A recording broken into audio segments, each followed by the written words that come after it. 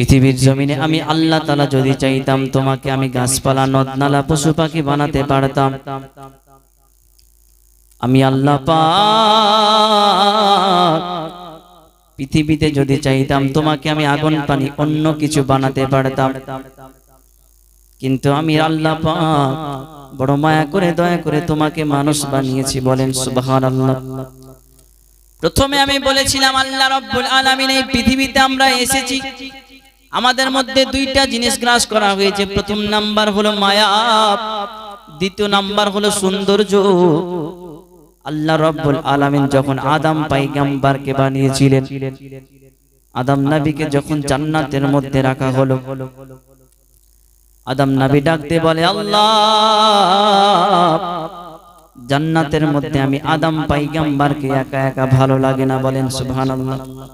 আল্লাহ রাব্বুল আলামিন আদম নবীর বাম পাজরের হাড় থেকে মা হাওয়া আলাইহিস সালামকে বানালেন। বলেন সুবহানাল্লাহ।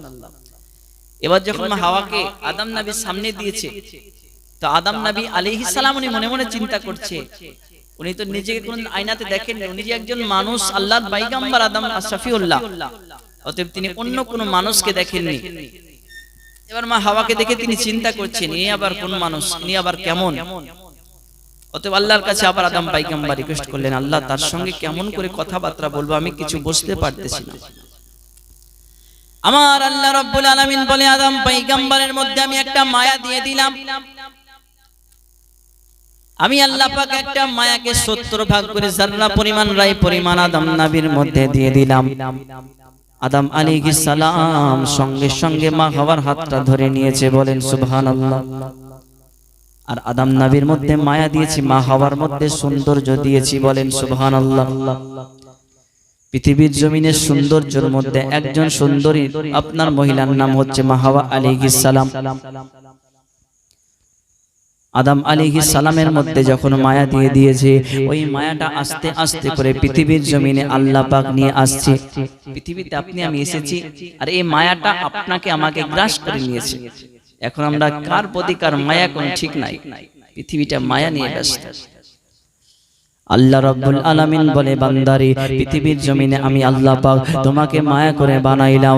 আল্লাযী খলাকাকা ফাসাওয়াকা ফাআদালাক ফি আইয়ি সূরাতিন মা শাআ রাক্কাবাক। বান্দারে আমি আল্লাহ রাব্বুল আলামিন এই সাদের পৃথিবীকে মায়া করে বানাইলাম। ওরে আমার বান্দা, পৃথিবীতে তোমাকেও আমি সুন্দর করে বানিয়েছি, এই পৃথিবীটাও সুন্দর, তুমি মানুষ জাতিকেও আমি আল্লাহ পাক সুন্দর করে বানাইলাম। আমি আল্লাহ পাক এত সুন্দর করে আসমান বানিয়েছি যে আসমানের তুমি চতুর্দিকে তাকাইবা, পৃথিবীটা আমি আল্লাহ পাক এতটা পরিমাণে সুন্দর বানাইলাম। ও আমার বান্দা,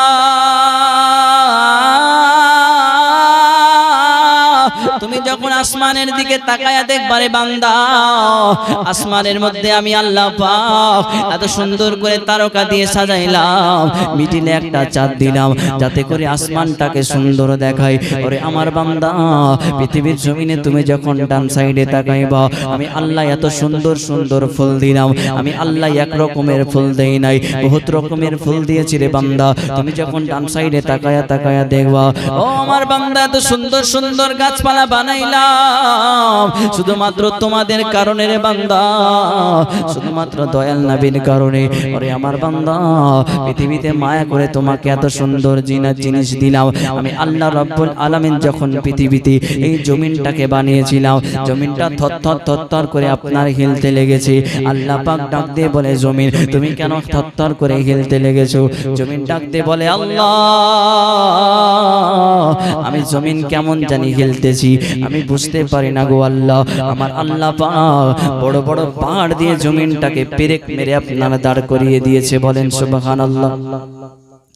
এই আল্লাহ পাক এত সুন্দর করে মায়া দিয়েছে, কত মায়া। এই পৃথিবীটা হলো মায়া। আজকে বাবার কাছে গেলে ভালোবাসা পাওয়া যায়, মায়ের কাছে গেলে ভালোবাসা পাওয়া যায়। আজকে সন্তান আদির প্রতি বাবার ভালোবাসা, আজকে মায়ের প্রতি সন্তানের ভালোবাসা, আজকে কত জায়গায় গেলাম ভালোবাসা দেয়। আপনাদের এখানে এসেছি ভালোবাসা দিয়েছেন, আমি আপনাদেরকে ভালোবাসি। এই পৃথিবীটা হলো মায়া মায়া। কেউ আপনার কিনা টাকার পাগল, কেউ টাকার প্রতি মায়া করে, কেউ জমিদারের প্রতি মায়া করে, কেউ আপনার বংশের প্রতি মায়া করে। কিন্তু আমার আল্লাহ বলে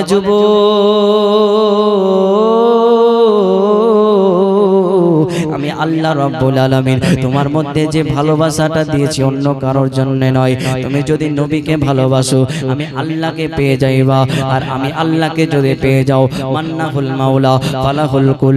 যদি তুমি আমি আল্লাহকে পেয়ে যাও পুরো পৃথিবী তোমার গোলাম হয়ে যাবে। বলেন সুবহানাল্লাহ। আমার আল্লাহ রাব্বুল আলামিন বলে পৃথিবীতে আমি যেমন করে মায়া করে বানাইলাম, তোমার যখন মৃত্যুটা হয়ে যাবে মানুষ তোমাকেও মায়া করবে, তোমার দুশমন যারা আছে তারাও তোমার প্রতি মায়া করবে। কেমন করে বুঝবো? আপনারা প্রশ্ন করবেন হুজুর আমি যদি এখন মারা যাই কেমন করে বুঝবো? আজকে গ্রামের মানুষ আমাকে ভালোবাসে মায়া করে, আমি কেমন করে বুঝবো? বলেন বলেন। আজকে আপনাকে জানিয়ে দিতে চাই, আজকে যখন আপনার মৃত্যু হয়ে যাবে আপনার কানের ভিতরে তুলা ঢুকাবে, নাকের ভিতরে তুলা ঢুকাবে। কেন? একটাই মাত্র কারণে, মায়া। হায়রে ভালোবাসা। এই পৃথিবী ছেড়ে আপনাকে আমাকে একদিন চলে যেতে হবে। এই পৃথিবীর আশা আমাদেরকে চিরজীবনের জন্য নয়, আপনার আমার জন্য এমন একটা দুনিয়া আসবে যে দুনিয়াতে গেলে আমাদেরকে আর ফিরে আসা হবে না। এত সুন্দর পৃথিবীতে আর আসতে দেওয়া হবে না। কালকে যদি মরণ হয়ে যায় এই পৃথিবী ছেড়ে সবকিছু ত্যাগ করে আপনার চলে যেতে হবে। এই ভালোবাসাটা কত দেখুন। আজকে যখন আপনার আমার মৃত্যু হয়ে যাবে আপনার কানের ভিতরে তুলা ঢুকাবে, নাকের ভিতরে তুলা ঢুকাবে। কেন? একটাই মাত্র কারণে, মায়া। একটা মাত্র কারণে, ভালোবাসা। আজকে কত যুবক আপনার ইন্তেকাল করে গেল, কত যুবককে দেখলাম এত সুন্দর চেহারা নিয়ে ঘুরে বেড়ায়। আজকে কত মানুষকে দেখলাম টাকাওয়ালা মানুষ, আজকে কত মানুষ কত মহিলাকে দেখলাম আজকে চোখের সামনে ঘুরে বেড়ায়। কিন্তু যখন মৃত্যুটা হয়ে যায় আজকে মৃত্যুর কোনো গ্যারেন্টি নাই। কারণ আল্লাহ পাক বলে তোমার কখন প্রাণ পাখি উড়ে যাবে তুমি নিজেই টের পাইবা না। বলেন সুবহানাল্লাহ। আমার আল্লাহ রাব্বুল আলামিন বলে আমি যেমন তোমাকে মায়া করলাম পৃথিবীতে সবাই তোমাকে মায়া করবে রে যুবক। আজকে তোমার কানের ভিতরে তুলা ঢুকাই, নাকের ভিতরে তুলা ঢুকাই, যাতে করে কানের ভিতরে পানি না চলে যায়, যাতে করে নাকের ভিতরে পানি না যায়। কত মায়া। আজকে তোমার আমার যখন মৃত্যুটা হয়ে যাবে পৃথিবীর জমিনে কত রকমের সাবান দেখলাম, আজকে কোন সাবান দিয়ে আজকে পৃথিবীর কোন পাতা দিয়ে আপনাকে গরম জল করা হবে না। এই পৃথিবীতে কত পাতা দেখলাম, আম পাতা দেখলাম, জাম পাতা দেখলাম, কাঁঠাল পাতা দেখলাম, কত রকমের পাতা দেখলাম, কোন পাতা দিয়ে আপনার আমার গরম জল করা হবে না। আম পাতা কি দোষ করলো, জাম পাতা কি দোষ করলো? আজকে অন্য কোন পাতা দিয়ে কেন গরম জলটা হয় না? আজকে বড়ই পাতা দিয়ে কেন গরম জলটা হয়? আজকে আপনার আমার বড়ই পাতি আর কসম গরম পানি দিয়ে আপনার আমার আজকে বেশি ঠান্ডা পানি দিবে না, বেশি গরম পানি দিবে না, শুষ্ক একটা সাবান দিয়ে সুন্দর করে হালকা করে জাল দিয়ে আজকে আপনার পানিটা কুসুম গরম পানি করা হবে। আর সেই পানি দিয়ে আগো তোমার জনমের মতো পৃথিবীর মায়াকে মুছে দেবে। বলেন ঠিক কিনা? এই জন্য আল্লাহ বলে আমি মায়া করেছি রে বান্দা। পৃথিবীর মানুষ তোমাকে এমন মায়া করবে রে বান্দা, শুধুমাত্র তুমি নবীর উম্মত হয়েছো বলে, মুসলমান ধর্মে এসেছো বলে। আজকে অন্য ধর্মের মধ্যে এমন সিস্টেম নাই। কারণ অন্য ধর্মের মানুষেরা আমি আল্লাহকে মানে না, তারা আমার নবীকে মানে না। আজকে তুমি আমার নবীকে মেনেছো, আমি আল্লাহকে মেনেছো, ওলি আউলিয়াকে মেনেছো বলে আজকে তোমার এত সম্মান করা হয়। আজকে পৃথিবীর জমিনে তোমার এত সম্মান করা হয়। এই পৃথিবীর জমিনে কত কাপড় দেখলাম, লাল কাপড় কাপড় দেখলাম, হলুদ কাপড় দেখলাম, কালো কাপড় দেখলাম, রঙিন কাপড় দেখলাম। আজকে কোনো কাপড় দিয়ে আপনার আমার কাফন দেওয়া হয় না। ওই বাজার থেকে যদি আপনার আমার মৃত্যু হয়ে যায়, একজন বলবে তাড়াতাড়ি করে খেজুরের ডাল নিয়ে এসো, তোমরা পাটি বানায়া দাও। অন্য কোনো গাছের পাতা দিয়ে পাটি বানা হয় না। আজকে কেন আপনার আমার পাটিটা বানাই? আজকে অন্য কোনো কাপড় দিয়ে কেন কাফনটা দেওয়া হয় না? সাদা কাফন দিয়া খাটলির মধ্যে রেখে দিয়া আপনাকে আমাকে এই কবরের মধ্যে রেখে দিয়ে চলে আসবে। বলেন সুবহানাল্লাহ। কথা বুঝতে পারছেন তো? এটা হচ্ছে মায়া, পৃথিবীর মায়া। কেউ বাঁচবে না। হয়তো আজকে 2 দিন আগে আমাকে যেতে হবে, 2 দিন পরে আপনারা যাবেন। এত মায়া আল্লাহ পাক দিয়েছে। আল্লাহ পাকের এই মায়াটা আমাদেরকে ধরে রাখতে হবে। পৃথিবীতে ভালোবাসতে হবে অবশ্যই, তবে সবার চাইতে আহাব্বা ইলাইকুম মিনাল্লাহি ওয়া রাসূলি, আমার নবী সাল্লাল্লাহু আলাইহি সাল্লামকে ভালোবাসতে হবে। একবার বলেন সুবহানাল্লাহ। আজকে মসজিদের ভিতরে যে খাটলিটা দেখা যায়, ওই খাটলিটা আপনার টাঙানো থাকে।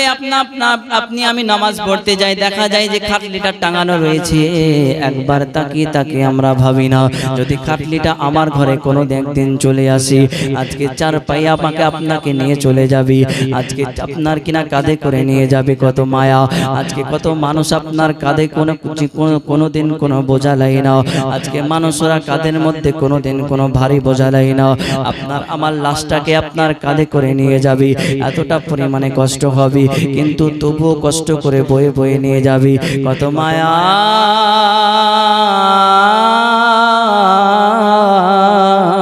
কত মায়া রে, কত মায়া। আজকে বাবার মায়া ত্যাগ করতে হবে, সবার মায়া ত্যাগ করি আপনাকে আমাকে চলে যেতে হবে অন্ধকার কবরে। আজকে দেখুন না, আপনার যখন কবরস্থানের মধ্যে চলে যাব, ওই জানাজার ময়দানে কত ভিড়। আজকে রোদের সুর, আপনার সূর্যের আলো থাকবে, আপনি আমি ঘেমে যাব, আপনার কিনা পাসিনা ঝরতে থাকবে। তবু একটা নজর যখন এসেছে, ভাইয়ের জানাজাটা একবার পড়ে যাব, কারণ জনমের মতো তার জানাজার নামাজটা আমরা পড়তে এসেছি। না না, যাওয়া যাবে না। যত আপনার বৃষ্টি হয়ে যাক, মনে মনে চিন্তা করি আল্লাহ আজকে ভাইয়ের জানাজাটা পড়তে এসেছি, যত বৃষ্টি হবে হয়ে যাক, আজকে জানাজার নামাজটা পড়ে আমরা চলে যাব। যত আপনার ঠান্ডা হয়ে যাক না, ঠান্ডার মৌসুম হয়ে যাক, আজকে আমরা এসেছি জানাজার নামাজটা পড়ে যাব। কেন? শুধুমাত্র মায়া। আজকে শুধুমাত্র মায়া। এই মায়ার ভাঙন ভাঙিয়া আপনাকে আমাকে ওই অন্ধকার কবরে চলে যেতে হবে। এ আমার যুবক, তোমাদেরকে কেমন করে বোঝায়, ওগো আমার মা বোনেরা, আপনাদেরকে কেমন করে বোঝাই? সুরের মাধ্যম দিয়ে বোঝাইতে বড় কঠিন হয়ে যায়।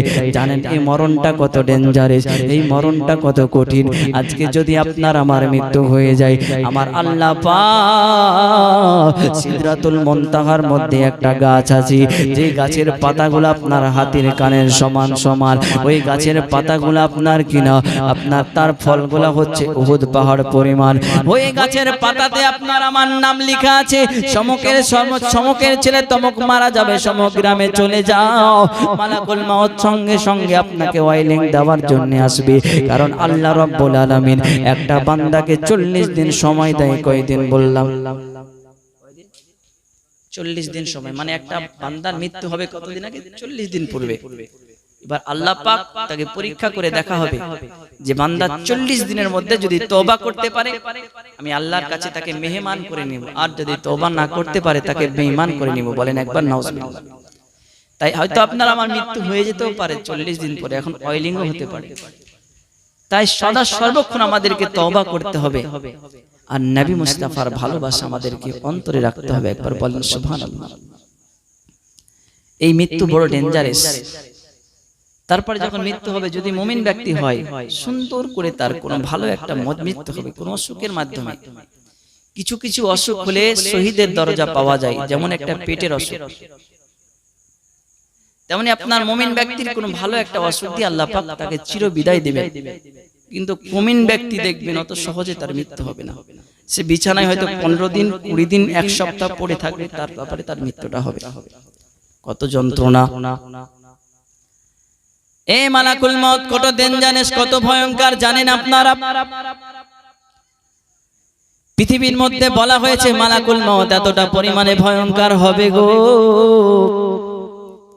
যখন আপনার সামনে চলে আসবে মালাকুল মউত আসার পূর্বে আপনি একবার ডানে তাকাইবেন, বামে তাকাইবেন, দেখবেন ডানে মাকে দেখা যায়, আজকে বামের দিকে তাকায় দেখলাম আব্বাকে দেখা যায়। অতএব মা বাবা সবাই আমার পাশে আছে, আজকে গ্রামবাসী আমার সামনে আছে, আমার কোনো ভয় নাই, আমাকে আজ পর্যন্ত কেউ নিয়ে যেতে পারবে না। কিন্তু যখন আল্লাহর ফারিস্তা মালাকুল মউত তোমার সামনে চলে আসবে, আসার পরে তুমি দেখবা এতটা বড়, এতটা ভয়ঙ্কর, আর তুমি ছটপট ছটপট করতে লাগবা। আল্লাহ রব্বুল আলামিন বলে, বান্দা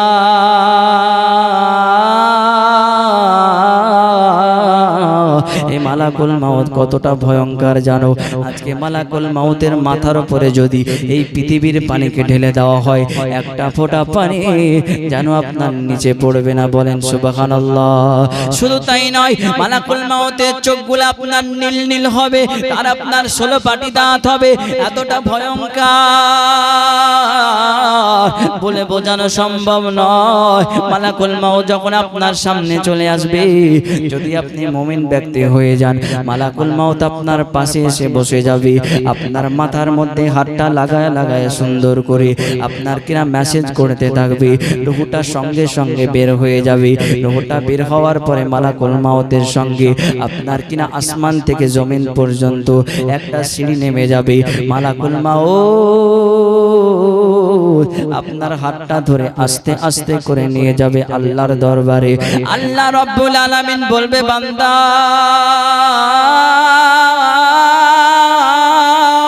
আমি আল্লাহ পাক তোমার ইবাদতে খুশি হয়েছি রে বান্দা। আমি আল্লাহ রব্বুল আলামিন তোমার ইবাদতে আমি খুশি হয়ে গেলাম রে বান্দা। আজকে পৃথিবীর জমিনে তুমি আমি আল্লাহর জন্য কতটা পরিমাণে কষ্ট করেছো রে বান্দা। আমি আল্লাহ তোমাকে বড় পরীক্ষা নিয়েছিলাম রে বান্দা। পৃথিবীর জমিনে তোমার টাকা পয়সা ছিল না, তুমি আমি আল্লাহর কাছে বারবার করে চেয়েছিলা, আল্লাহ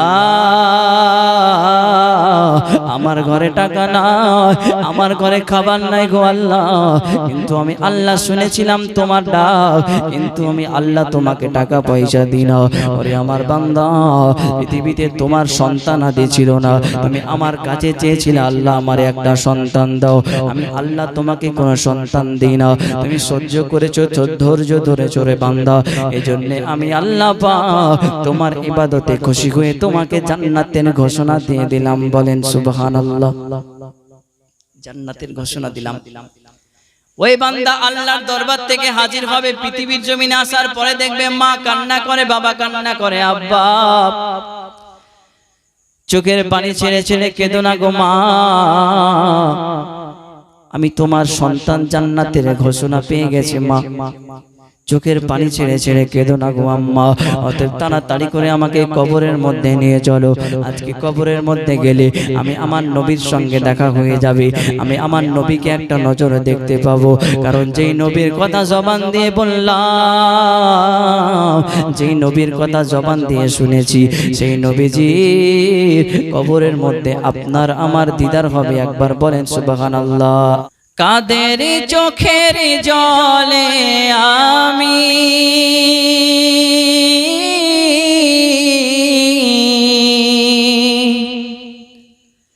কাদের চোখের জলে আমি বাবু পরিতান,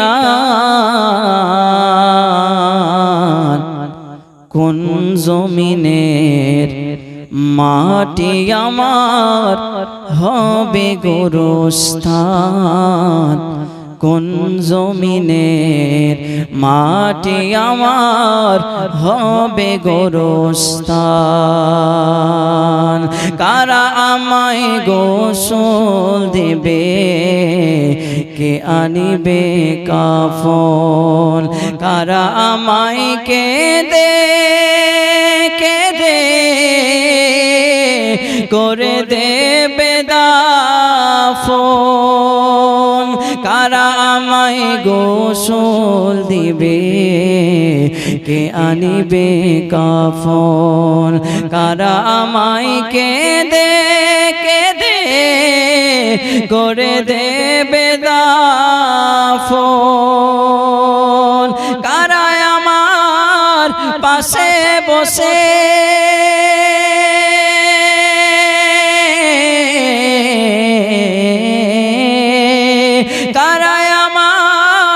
পাশে বসে শোনাবে কোরআন।